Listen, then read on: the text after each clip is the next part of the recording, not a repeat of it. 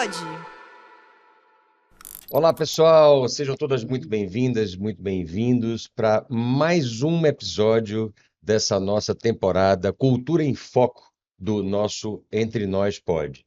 E hoje a gente vai conversar sobre cultura se relacionando com ESG, sustentabilidade, sociorresponsabilidade, responsabilidade ambiental, tudo isso junto com ninguém menos do que Viviane Mansi, minha amiga querida.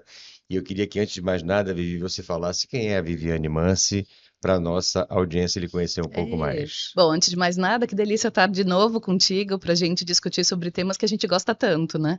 Na dinâmica é difícil a gente falar de ESG sem falar um pouco de cultura, que no final das contas, né, cria aí a base para o resto acontecer.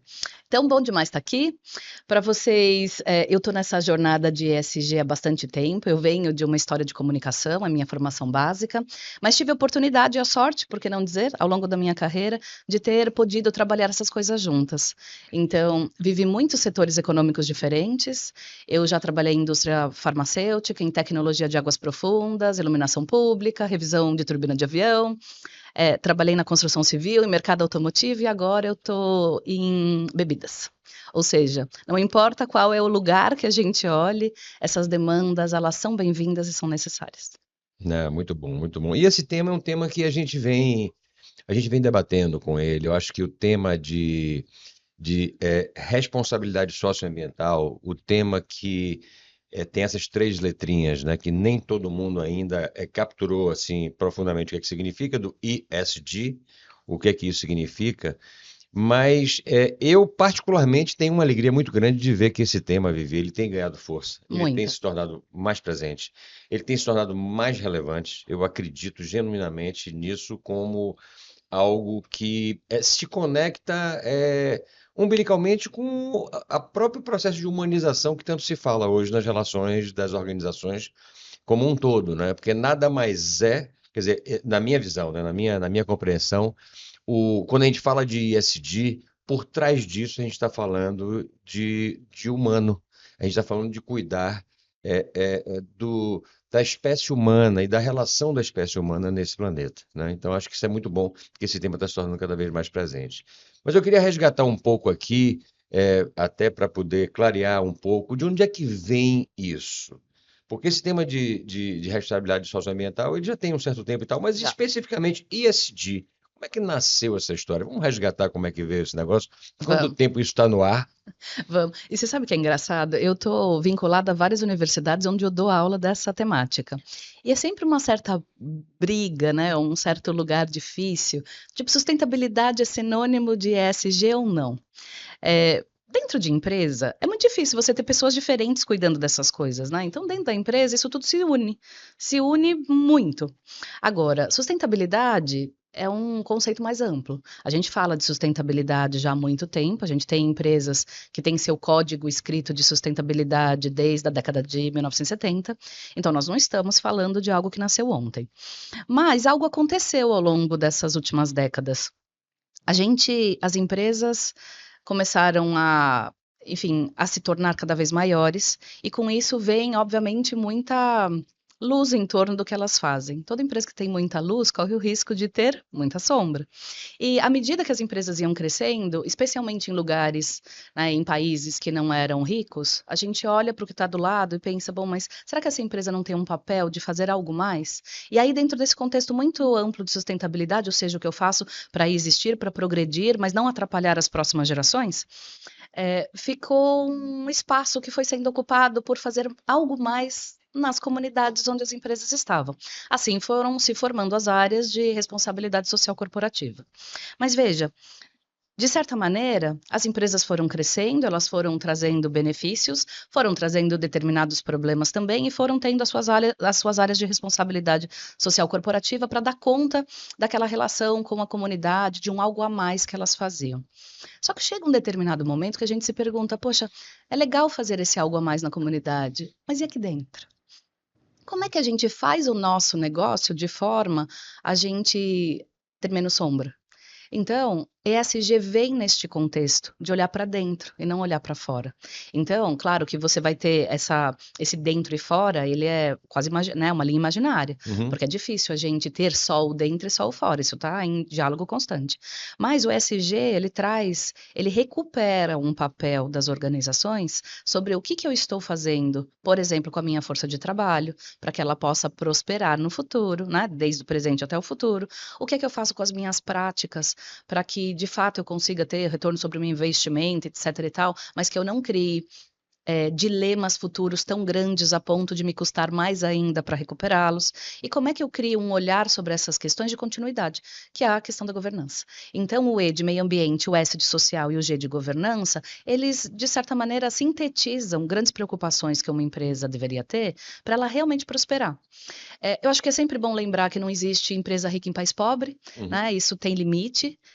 Isso vai acontecer durante algum tempo? Vai, mas uma hora vai acabar. Então, se a gente realmente se preocupa, né, com aquilo que a gente está fazendo hoje, a gente devia olhar com mais cuidado sobre as externalidades que a gente cria. O que eu chamo de externalidade é tudo aquilo que eu não queria criar, mas crio por conta do meu trabalho. Isso pode ser olhado. A gente, felizmente, vive num momento de muita tecnologia disponível, de recursos disponíveis também, e de um entendimento mais coletivo sobre novos jeitos de se fazer as coisas. Então, é o momento ideal para a gente repensar e melhorar. Não, perfeito. E aqui a gente vê alguns movimentos bem importantes também que surgem a partir daí, trazendo isso um pouco mais para o chão, né?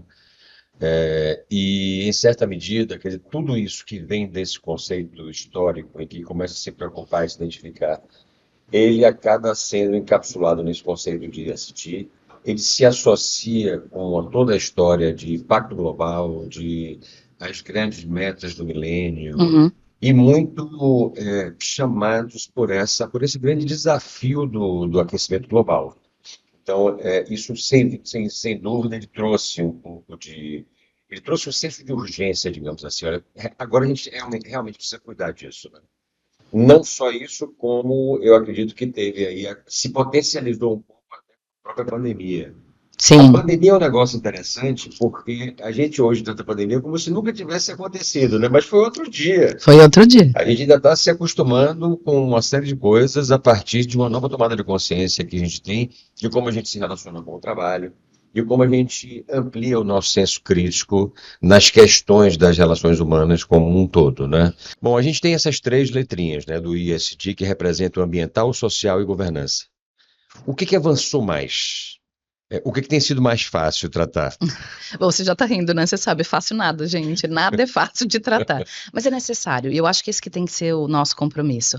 Agora, as questões ambientais, a gente vem falando há mais tempo. Como a gente vem falando há mais tempo, a gente vê coisas mais concretas hoje em dia. Então, a gente entende melhor o problema, a gente põe a mão nele, tem tecnologia disponível, tem uma série de startups que estão sendo criadas para endereçar esses problemas. Então, a gente tem conseguido avançar. Significa que é suficiente? Não, não é. Não é suficiente porque se fosse a gente não estava discutindo todos os dilemas de grandes desastres naturais, de todas as dificuldades que vêm pela frente. Mas a gente avançou bastante. Agora, nas questões sociais, não basta só a gente ter dado disponível. Eu acho que a gente tem mais dificuldade de caminhar nas dimensões sociais porque tem um elemento de cultura mais arraigado. Eu vou dar um exemplo. É, eu desconheço gente que trabalha pouco, ok? Então, quem tem a felicidade de estar trabalhando, não vamos perder de perspectiva isso. Quem tem trabalho, trabalha muito.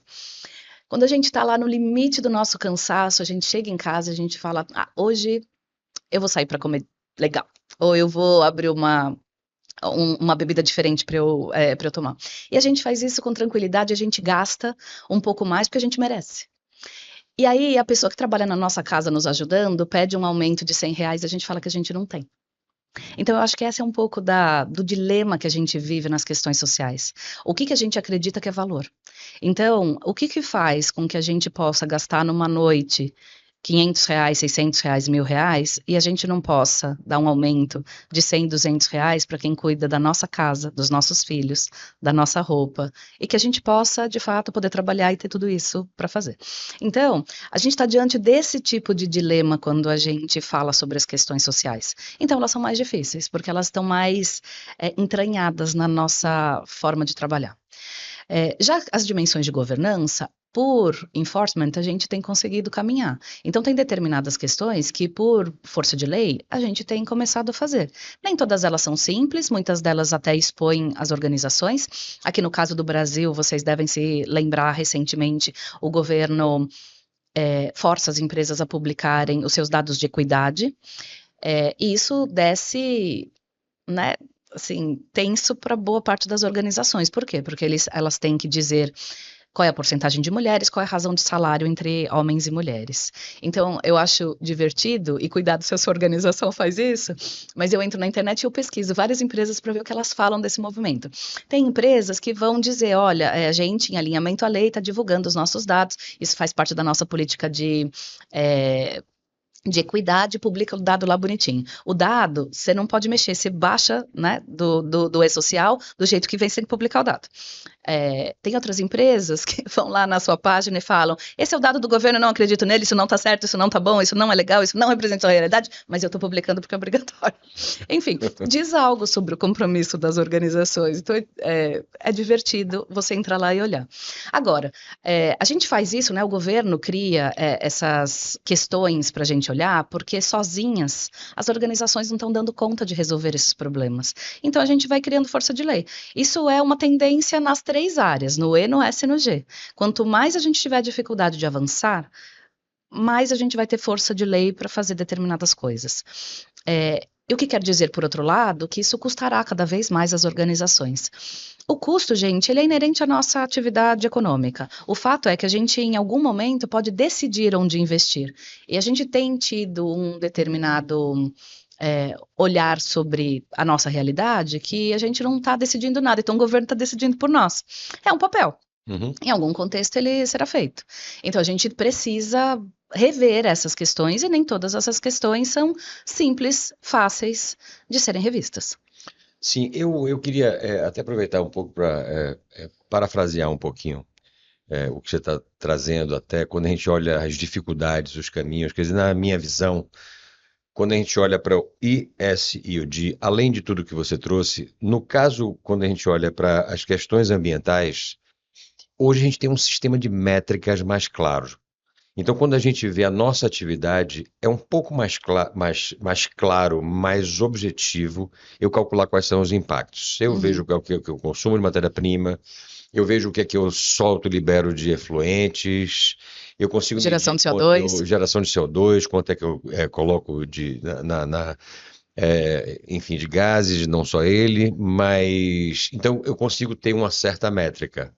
Quando a gente vai para a governança, também tem todo um processo regulatório. Quando a gente fala especialmente das companhias de capital aberto, então nem se fala, porque você, para estar operando e ter papel listado, você precisa estar claramente, né, aderente a uma série de normativas e tal.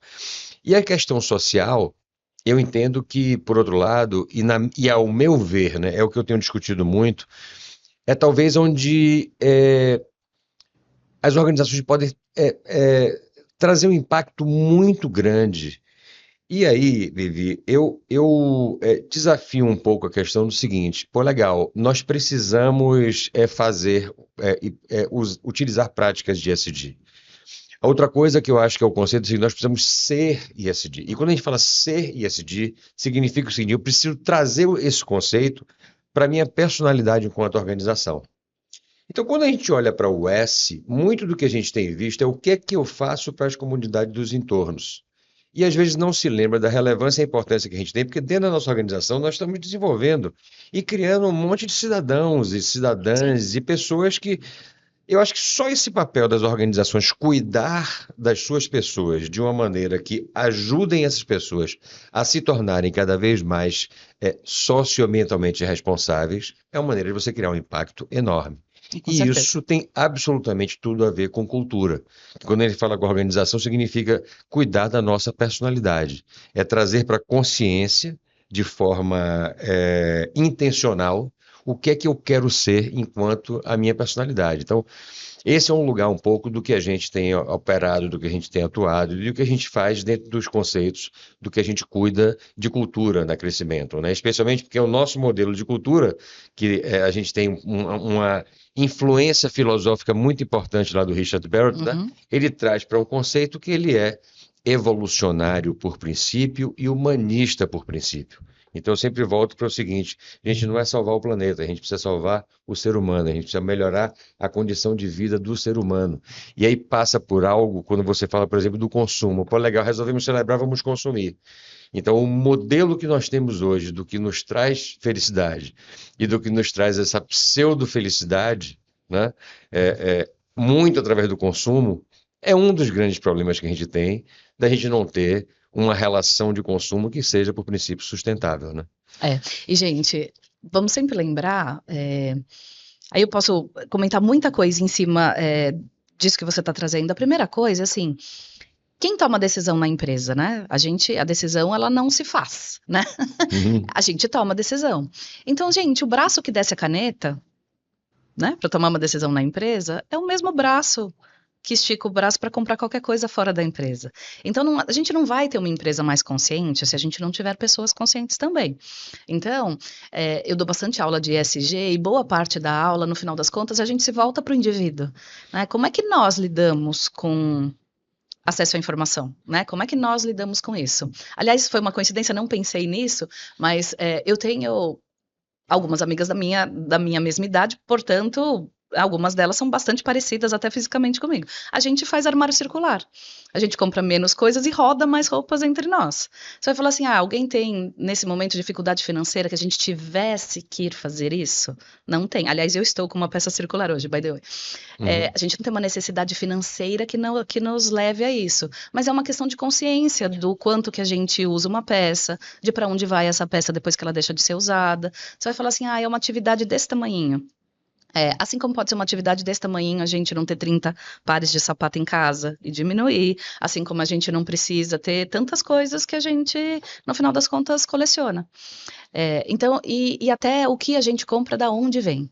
A gente fala muito que as empresas têm que ser mais socialmente corretas, e quando você tem o seu dinheiro para investir em ação, que tipo de ação você compra? Então, a gente tem que olhar, né, primeiro para o indivíduo, o que está alimentando a consciência desse indivíduo. Quando você coloca esse indivíduo, né, dentro né, quando você senta esse indivíduo numa cadeira, né, importante na empresa, ele vai tomar decisões alinhadas àquelas questões que fundamentalmente acredita. A gente tem gente que tem mais sensibilidade a essas questões, tem gente que tem menos sensibilidade. Como é que você cria sensibilidade? O processo de empatia tem que estar junto, né? As pessoas que estão muito distantes, que não conseguem perceber qual é a dificuldade da vida de quem tem mais vulnerabilidade, provavelmente tenha menos sensibilidade de tomar decisões por essas pessoas. Agora eu vou trazer isso para um contexto de uma conversa que eu tive, né, na empresa que eu trabalho. Eu trabalho na Diageo, que é uma empresa de bebidas, uma empresa que faz destilados. Talvez, né, as pessoas não conheçam pelo nome de Diageo, mas conhecem Smirnoff, Johnnie Walker, Tanqueray e outras bebidas que a gente produz. A gente tem uma coisa dentro de casa que é a mesma licença que a mulher tem quando tira filhos, de 180 dias, os homens também tiram. São os mesmos 180 dias. Essa política dentro de casa já faz 5 anos. Então, a gente está comemorando agora 5 anos de uma política que todos os homens que têm filhos também saem por 180 dias, porque é uma questão de curtir a parentalidade, de viver junto a primeira infância, né? Esse primeiro momento da primeira infância das crianças. Isso tem efeitos sobre a família, isso tem efeitos sobre a empresa. Que efeito? Você não tem diferença de contratação de homens e mulheres, porque todos têm as mesmas regras, os mesmos benefícios, a mesma presença ou não dentro de casa. Então, os homens contam coisas fantásticas de como é para eles acompanhar essa jornada, né, dos seus bebês, e dentro de casa, você não tem nenhum tipo de diferença visível entre contratação de homem e mulher. Qual é o resultado prático que isso tem na nossa força de trabalho? É um grupo muito equilibrado.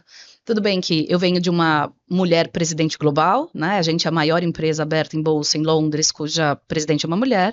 É uma mulher a presidente do Brasil, o comitê executivo tem 50% de mulheres, e obviamente se cria, né, espaço para que isso aconteça na empresa inteira. E é uma decisão que ela não é uma decisão, um benefício, uma coisa para a mulher. Não é, ela é um olhar de equidade. Uhum. Então, o olhar de equidade cria esta possibilidade da gente trazer outras coisas. A experiência que as pessoas têm dentro de casa também é uma experiência cuidadosa. É uma experiência de ter copo de papel em vez de copo de plástico. São pequenas questões que você vai falar assim, ah, bom, isso muda o mundo? Não, não muda o mundo, mas ajuda as pessoas a refletirem sobre as suas práticas no dia a dia. Sim, Isso claro. sim muda o mundo. São símbolos importantes, São. né? E aí a gente pode, você vai falar assim, ah, bom, mas então, pegando o seu gancho, né, o S está lá só na comunidade, comecei a te dar um exemplo de um S que está dentro de casa, na minha prática de recursos humanos, né, te dei o exemplo de gênero, mas a gente cuida de várias outras questões de diversidade lá dentro também. Eu mesma sou sponsor de um dos grupos de afinidade da empresa. Mas o marketing também tem compromissos. A gente tem uma meta interna para alcançar de representatividade nas nossas peças de marketing. Então, os influenciadores que nós contratamos para os produtos, as peças, né, a identidade visual das nossas peças, todas elas respeitam diversidade. E a ponto de, esse ano de 24, a gente ganhou o prêmio mais importante de criatividade em Cannes, que é o Grand Prix, justamente com uma peça de diversidade, com uma campanha de diversidade, fazendo uma reparação histórica com o fato da Laíde Costa não ter ido, né, para o Carnegie Hall quando a Bossa Nova estourou em Nova York. As pessoas que eram eminentes dessa área foram convidadas, ela não, por quê? Porque o lugar no nosso imaginário de uma mulher negra é o samba. E ela não foi. Então a gente refez essa história, mandou ela para o Carnegie Hall para refazer essa história como uma reparação. A campanha nós nominamos como Errata 88 e chamou atenção pelo quanto a gente, tantos anos depois, consegue repensar e reescrever uma história. A questão tô contando um caso que foi icônico, que é legal, né? A marca que fez isso foi John Walker, foi super bacana, porque tem tudo a ver, né, com o tagline da campanha, que é o Keep Walking.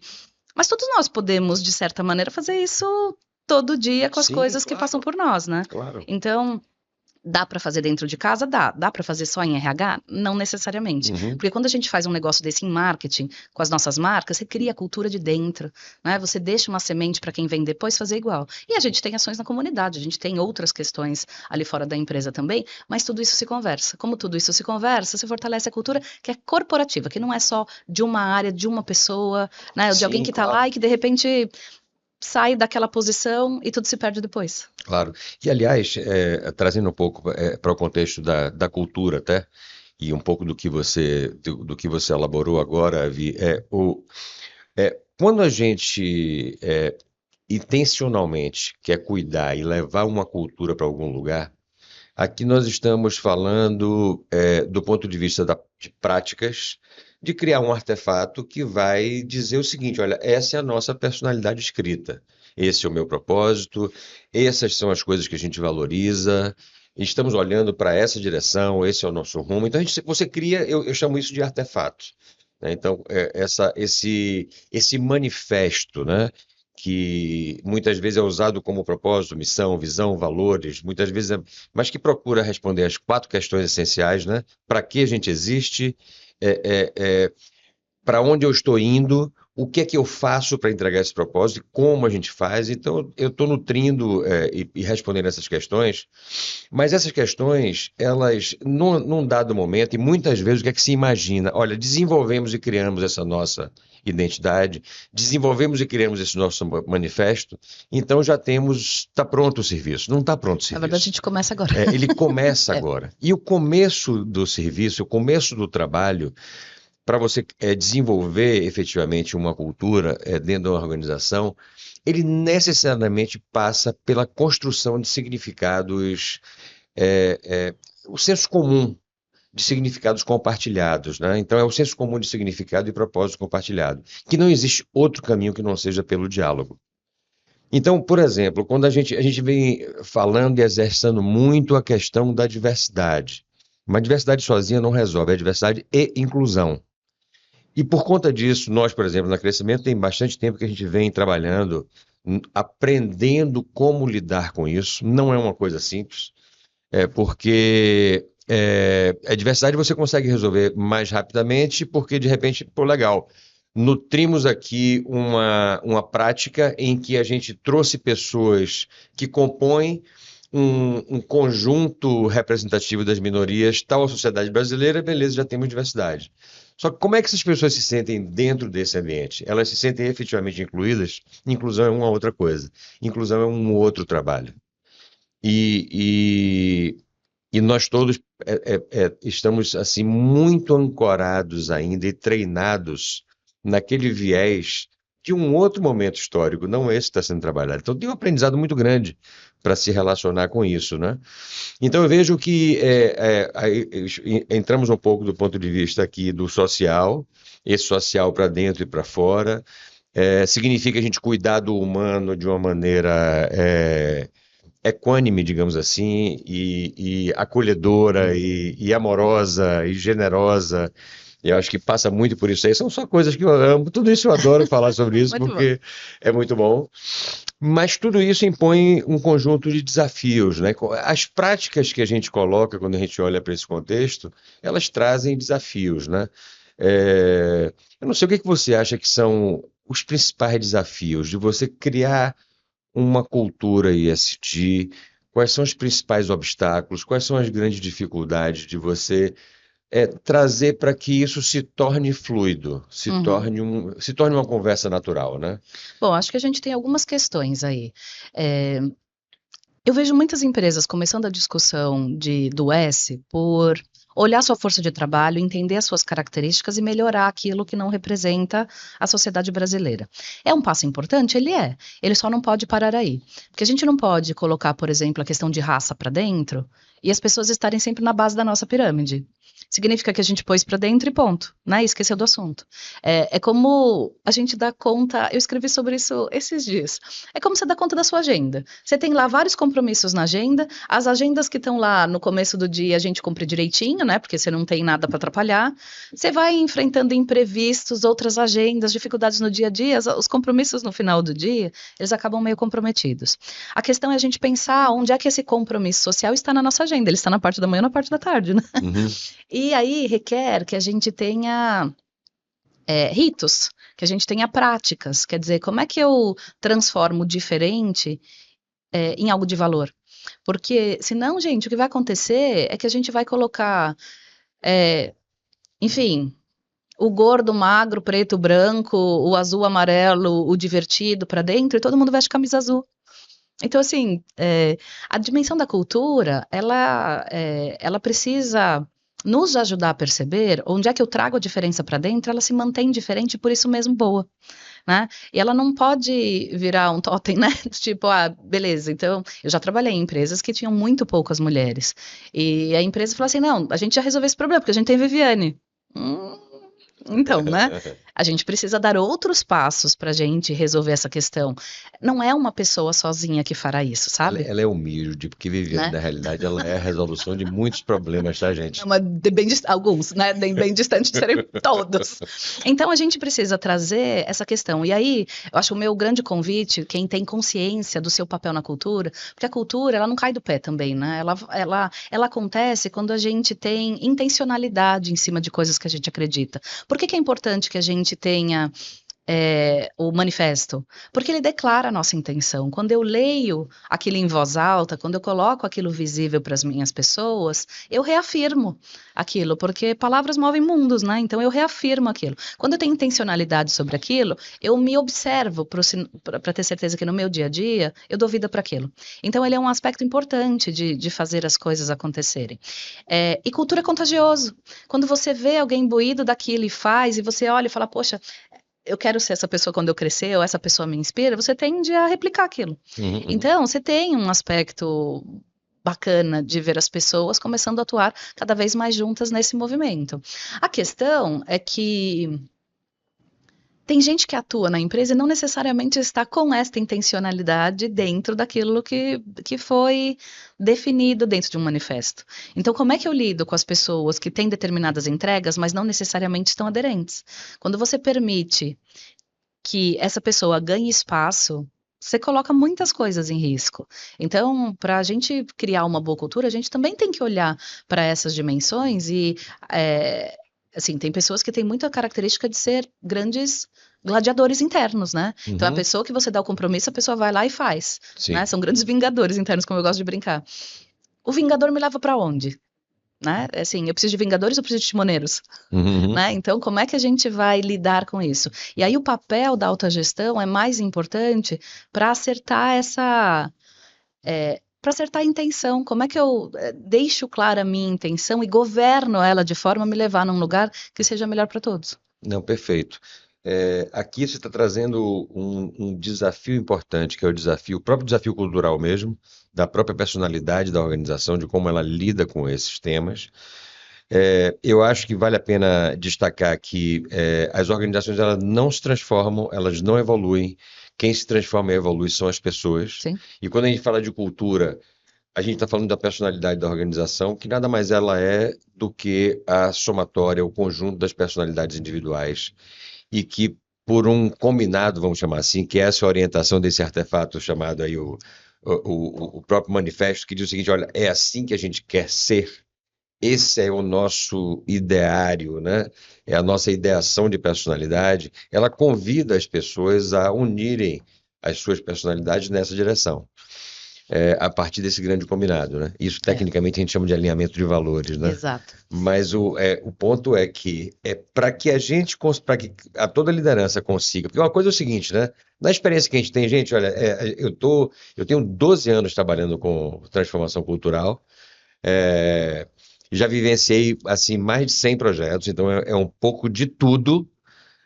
E muitas vezes é o seguinte, pô, legal, definimos como é que é a nossa cultura. Só que aí entra, a partir dessa escolha, que é uma escolha mental, racional, colocamos uma intencionalidade, acreditamos agora que a partir de uma cultura forjada, né, de uma cultura que vivencia esse conjunto de valores, que honre com esse manifesto, tá certo? Isso vai fazer frente aos nossos desafios estratégicos. Só que para isso acontecer é o seguinte, eu tenho que passar a ser assim também. Então, Exato. então isso já entra esse desafio. Ok, mas eu preciso evoluir a essas bases também. Isso, o princípio, já é um É. desafio, né? A gente é desafiador, eu fico pensando, a gente precisa de empresas que tenham, que dividam mais valor, né? As empresas precisam ser bem-sucedidas, elas precisam lucrar.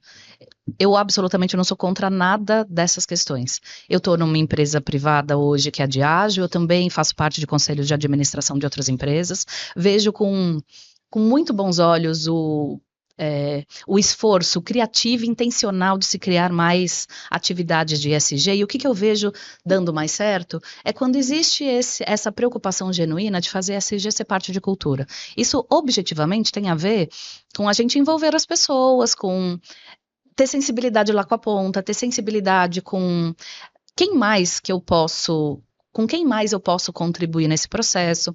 Eu até brinco um pouco que quando a sua estratégia de ESG não enche a mão de stakeholders é porque ela deve ter algum problema. Porque o ESG não é uma coisa para poucos, deveria ser para muitos. Então, criar uma cultura de ESG é a única forma que a gente tem das estratégias de ESG darem certo. Uhum. Agora, eu tenho particularmente, eu gosto muito de ouvir a forma como as pessoas se referem ao humano, como se o humano na vida prática fosse só o que há de bom. Uhum. E talvez nem tanto, né? O humano é tudo, ele é bom e não é bom, mas como é que eu trabalho para esse humano que ele pode ser bom, mas também pode não ser? Como é que eu tiro o melhor dessas pessoas? Como é que é a pessoa que pode tomar uma decisão boa aqui, mas também pode ser ruim? Como é que a gente direciona de fato para que essa decisão seja melhor? Então, o desafio das organizações, e de novo, né, como organizações eu vejo pessoas muito mais preocupadas e intencionalmente dedicadas à temática. Eu vejo isso subindo de fato para conselhos de administração, onde você ganha um fórum importante para acelerar essas mudanças dentro das organizações. E não será uma coisa que a gente vai fazer de forma isolada, a gente precisa de todo mundo. Então, por que é importante ver ESG como cultura? Porque à medida que eu vejo como cultura, ela migra para a governança, ela sai do ex, né, específica, ela sai do S e ela vai se tornar o nosso jeito de ser. Então, ele tem mais chance de ser bem sucedido no futuro. Porque existem trade-offs. Tem decisões que a empresa vai tomar que elas vão ter impactos de curto prazo. E o impacto vai ser cada vez maior, porque a gente está demorando para tomar essas decisões. Sim. Quando a gente tiver que tomá-las, talvez não seja tão simples como teria sido no passado, né? Uhum. Mas o melhor dia para fazer foi ontem, o segundo melhor é agora. Então, Agora. tudo que a gente protelar será mais difícil. Uhum. Então, a gente está num momento realmente oportuno de ter essa sensibilização, e quando a gente pensa que organização eu quero para o futuro e como eu chego lá, incorporar essas dimensões. Não, com certeza. Tem uma coisa que eu escutei não tem muito tempo, mas que me chamou bastante atenção, que é a seguinte: o número é aproximado, eu não me lembro exatamente quanto é, mas é bem próximo disso daí. dos 200 PIBs do planeta, 140 aproximadamente são organizações privadas, são empresas. Se eu Então, tivesse que dar um chute, seria até mais que isso. isso traz um pouco do que é a relevância da possibilidade de impacto que as organizações elas podem Oferecer. oferecer, né? Que elas podem trazer para esse processo evolutivo como um todo. Eu que venho acompanhando isso um tanto e concordo com você, a gente vê que tem uma.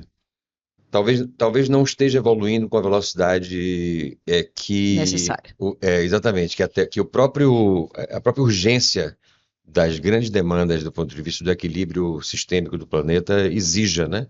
Mas está evoluindo e a gente vê que as coisas estão caminhando. E a gente tem, Vivi, e eu sei que você participou da COP27 no Egito, a gente tem esse ano a COP29, a COP30 vai ser no Brasil. Exato. Eu queria que você compartilhasse um pouco conosco da sua visão, do que você ouviu lá, do que você tem ouvido a partir da COP28.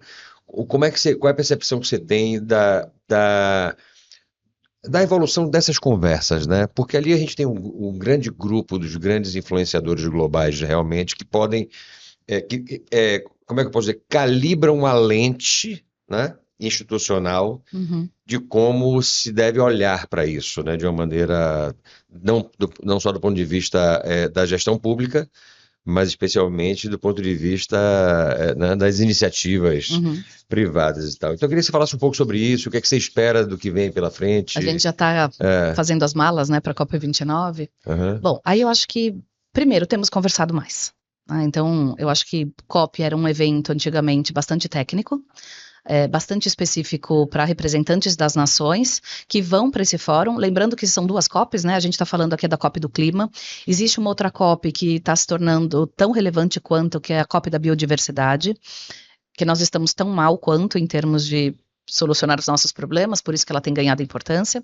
Mas o fato é, quando você coloca representantes de grandes nações juntas para debaterem e para se darem conta de onde estamos, para onde vamos, coisas acontecem. Eu acho que se a gente não tivesse esse instrumento, seria mais difícil a gente chegar onde chegou. Então, a COP tem dois grandes elementos. Você tem ali um salão, né, um salão azul, em que, em geral, os representantes do governo discutem, e você tem a sociedade civil que participa de uma série de atividades de entorno ali, falando das suas práticas, dos seus compromissos, das suas preocupações, e isso amplia o diálogo. Então, a gente nunca discutiu tanto sobre a temática, provavelmente por conta de eventos como este. Então, ela tem o seu papel e tem o seu lugar. Ela é um evento simples, bastante longe de ser. Ela também é bastante, vamos dizer assim, idiosincrático. Então, as mesmas empresas, os mesmos grupos que criam muitos problemas estão lá financiando a COP. O que é sempre muito difícil, gente, porque você não pode tirar quem cria o problema da discussão. Quem cria o problema tem que estar lá para resolver também. Então, esses grupos têm que estar lá. Mas eu tenho as grandes empresas que produzem plástico lá dialogando como tirar plástico do oceano. Eu tenho os grandes produtores de CO2 lá dialogando sobre energia verde e assim por diante. Tá todo mundo junto e misturado. Então, são soluções que elas não são simples nem rápidas, porque elas envolvem um universo muito diverso. Né? Quando a gente for pensar até em temas muito materiais, como é crédito de carbono, o olhar que um país como o Brasil tem sobre crédito de carbono, evidentemente, é diferente de um olhar que países europeus têm sobre crédito de carbono. Mas a gente olha pela janela, né, estou dizendo assim muito metaforicamente, e enxerga uma floresta. Lá não. Então, nosso ponto de partida está em lugares diferentes, a gente precisa harmonizar isso para ter um mercado global que seja mais fácil a gente operar em conjunto no mundo que é globalizado. Então, eu estou dando um exemplo material desse tamanhinho para mostrar como todas as outras questões são muito críticas. Agora, o Brasil, particularmente, tem um campo de oportunidade. Nós temos a COP29, que vai acontecer agora de 11 a 24 de novembro, e a COP seguinte, COP30, vai ser no Brasil. Isso atrai o olhar do mundo. O país sede faz anúncios, faz projeções, faz compromissos a respeito do que virá adiante. E a gente tem uma expectativa grande de que o Brasil seja um player global capaz de demonstrar ao mundo que é possível criar soluções inteligentes, adequadas, inclusivas para todo mundo. Então a gente tem uma faixa. Mesmo porque aqui no Brasil a gente tem uma condição, do ponto de vista de matriz energética, que é absolutamente diferenciada, isso é uma Super. coisa. Se a gente olha em Outra termos que... de ODS 7, né, energia Aham, limpa, são 4 países no mundo, se eu não estou equivocada, que já alcançaram e o Brasil é um deles. pois é. Né? Então, a gente de fato está muito à frente em termos de energia limpa. A gente tem uma condição do ponto de vista de geração de alimentos também, que é um negócio também incrível, Também. né? Embora Embora a gente seja um tenhamos, país também que é, as pessoas passam fome. exatamente, entendeu? Ele tem esse paradoxo, né? Né? Que é triste, É. mas enfim, tem toda uma Agora, condição que, né? a gente pode olhar grandes eventos como esse e o tamanho da nossa oportunidade pensando em cultura. Uhum, A gente está, portanto, há um pouco mais de um ano da COP acontecendo aqui. A gente tem os olhares do mundo sobre nós. Não vamos imaginar que o governo vai resolver qualquer coisa sozinho, porque é impossível. sim. Então, qual é a consciência que eu vou trazer para tomar decisões que tenham impacto de longo prazo e que não entrem na vala do greenwashing, não entrem na vala do social washing, porque eu simplesmente provocar um anúncio porque a COP é no Brasil, isso recairá sobre as organizações como sérios problemas de imagem no futuro, se isso não for realmente incorporado à sua Uhum, forma de ser. sim. Realmente, para a gente ter soluções robustas sobre aquilo que a gente faz, isso precisa estar na cultura da empresa, não pode ser um anúncio de marketing, Sim. né? Não pode ser um anúncio institucional no sentido de aproveitar uma chance de visibilidade. Agora, isso custará muito não somente às empresas, custará muito às pessoas que o fizerem. Então, a gente já está mais que atrasado para se dar conta de que aquilo que a gente fizer e anunciar daqui para frente recairá sobre nós, né? Uhum. Recairá sobre, né, não só sobre as organizações, mas sobre quem está envolvido nisso. E há tempo da gente tomar boas decisões e mantê-las por longos períodos. Sim, eu acredito nisso. Uma coisa que a gente tem visto, como eu venho militando, assim, militando quer dizer, trabalhando, né, nesse campo de olhar para a cultura organizacional, para a identidade organizacional, já tem bastante tempo. A gente vê que as pessoas estão muito mais interessadas nesse tema. Nossa, e é curioso como vem assim, cultura de tudo, né? Então, assim, precisamos ter cultura de resultados, cultura de inovação, Isso é muito bom quando a gente também, aos poucos, vai começando a entender o que de fato é cultura, o que é que isso significa dentro do processo como um todo. Porque a gente tem também, por outro lado, que para mim traz assim uma luz muito forte de esperança, que é a própria evolução de consciência da sociedade como um todo. Sim. Né? Então, tudo que a gente tem hoje, da condição, do nível de informação que existe, embora essa coisa das informações falsas, das fake news, como se fala, esse negócio conturba um pouco a consciência, mas queira ou não, nós temos acesso a muito mais informações do que qualquer momento da história, o que cria uma condição de ampliação de senso crítico de uma outra maneira hoje, né? Uhum. Então tem essa coisa de você, hoje se tem um pouco mais de dificuldade de você se sustentar com greenwashing, porque rapidamente isso vai ser desnudado. Mas Tem, ainda tem uma tendência, social washing, tem. e por outro lado até, se tem alguém preocupado em fazer isso, é porque sabe que isso é importante para muita gente. Exato. E Então tem também muita traz para esse gente. lugar, né? Eu acho que, assim, as empresas vão fazer, seja por amor ou constrangimento, né? Que Sim, são as duas molas, vamos dizer assim. Mas tem muita empresa que ainda cai em cilada porque entende pouco o assunto. sim. Então, me preocupo mais com essas, quer dizer, que é um campo ainda que permite aprendizado, que permite melhoria. Sobre a empresa que faz de má fé, eu acho que não vale nem a pena a gente comentar a respeito, porque não merece o nosso tempo quem faz de Isso, má fé, certo? isso. Mas a empresa que está tentando acertar, que está buscando quais são as formas de fazer, que está tentando entender mais profundamente qual é o impacto das suas ações, essa a gente merece que nós olhemos, façamos perguntas, né? Que é o nosso jeito também de ajudar com que as organizações reflitam mais sobre aquilo que elas estão promovendo. Eu me lembro que há bastante tempo, né? Quase quando eu entrei no mercado de trabalho, existia uma discussão, gente, hoje eu dou risada, né, com a discussão, mas será que a gente troca os lixos que ficavam debaixo da mesa, assim, Uhum. das pessoas por lixos de papel, né, porque eram lixos, em geral, de plástico, né? Tipo, é uma discussão que não tem hoje, porque a gente tirou a lixeira debaixo da mesa das pessoas, então não tem mais isso. Então você pega aí uma distância de 20 anos para cá, quantas coisas mudaram? Outra discussão que a gente estava começando naquela época a trocar o copo de plástico por caneca. E aí a gente tinha uma discussão interna, pô, mas aí a gente gasta água. Será que não é melhor a gente ter o plástico do que ter água?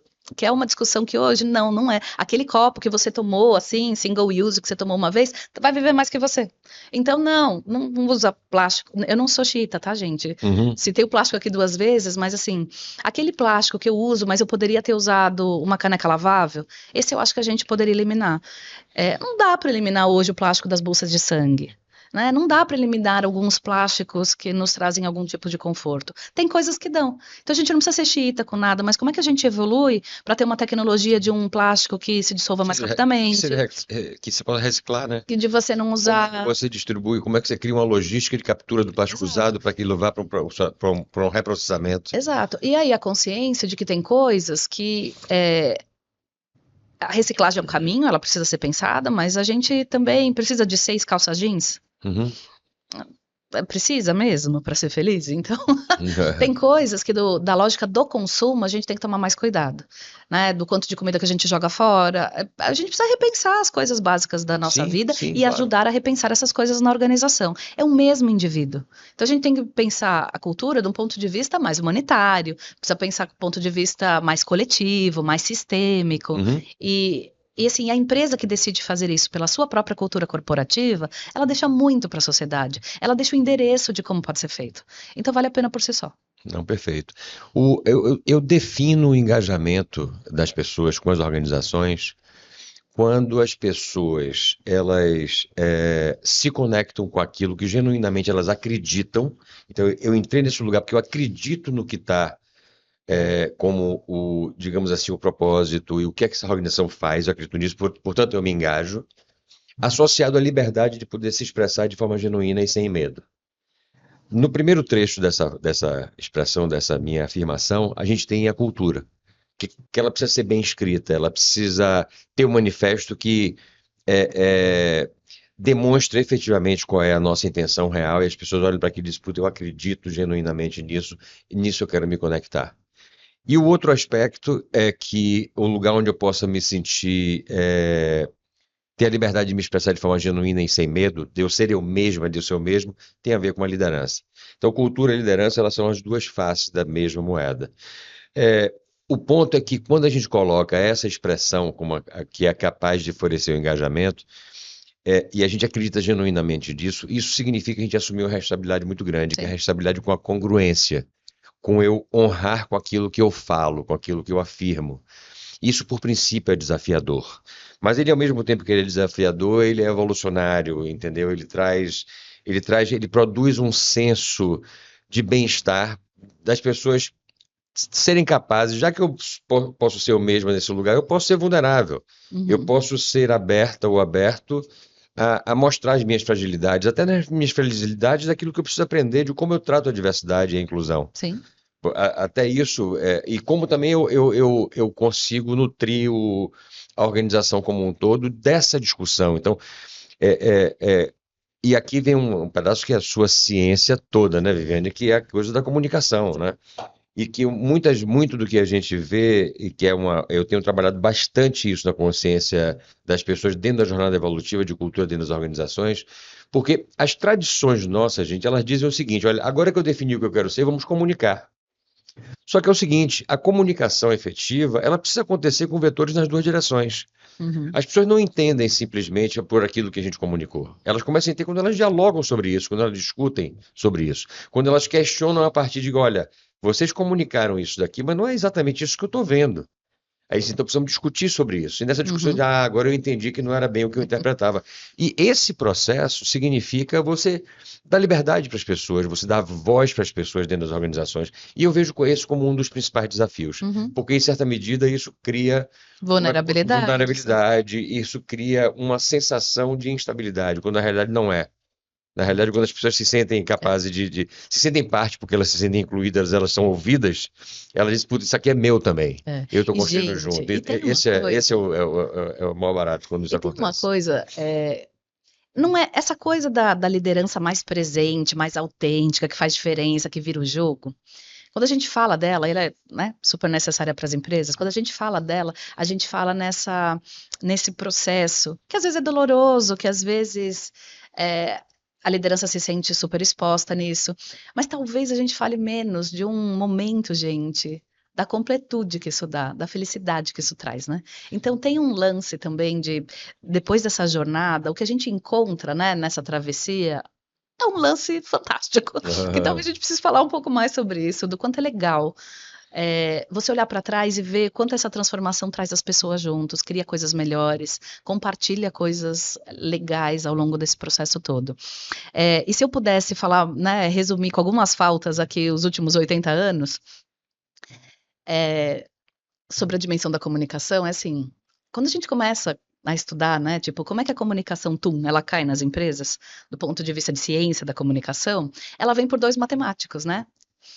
Shannon e Weaver, que eram duas pessoas que estavam lá no processo de desenvolvimento do telefone. Então, qual que era a preocupação, né? Se eu tenho uma informação de um lado, ela tem que atravessar, ela tem que chegar do outro lado. Essa era a preocupação. Com o tempo, a gente começou a ver os estudos de recepção, beleza, né? Que bom que você tem uma comunicação de um lado que tem que chegar do outro, mas presta atenção se o outro devolveu, né? Se ele entendeu o que foi dito. Muito bem.